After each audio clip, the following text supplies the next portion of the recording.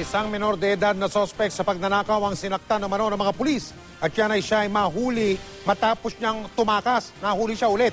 Mula sa Santa Mesa sa lungsod ng Maynila nakatuto, si Dante Perello.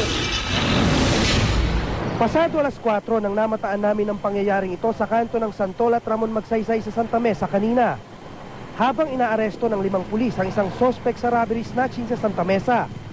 Alas 11 raw kagabi nang unang maaresto ang sospek na menor de edad sa Puresa dahil sa snatching. Pero nang dadalhin na daw ito sa MPD Station 8 sa Stop and Shop, bigla raw itong tumakas. Nagkaroon ng habulan. Umaatikabong habulan at nangabutan, binatukan at sinuntok ng mga pulis ang sospek. Kung ano yun pare? Akala ko taga-rito.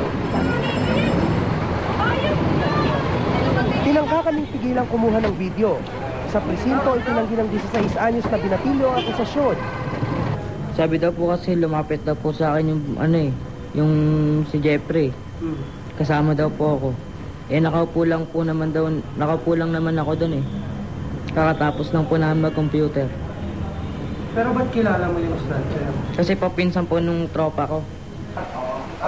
Pero ayon sa 25 anyos na biktimang, itago na lang natin sa pangalang Ana. Yung kasama niya po namumukhaan ko talaga. Tapos siya din. Kasi po inabot niya po yung cellphone ko. Hindi po nila alam na nandun pa po ako sa gilid. Tapos po yun, nagtatakbo na po ako sa kabilang way. Papunta po doon sa presinto po sa ilalim ng Save More. Labis naman ang hinanakit ng ina ng bata dahil sa pananakit daw na inabot ng anak nang arestuhin ng mga pulis. Sinuntok lang siya ng 3 pulis. May maga yung dito niya, tapos dinibdiban daw siya, kaya kung dating dito nanghihina yung anak ko. Kasi may batas naman po na sir, hindi naman kailangan na saktan nila ang anak ko. Hindi naman nagbigay ng pahayag sa harap ng kamera ang pamunuan ng Station 8, pero handa raw silang harapin ang anumang reklamo ng kaanak ng biktima. Ayon pa sa MPD, dati nang may record ng robbery snatching ang sospek. May 3 pa raw itong kasamahan na nag-ooperate sa area ng Santa Mesa at nagtatago ngayon.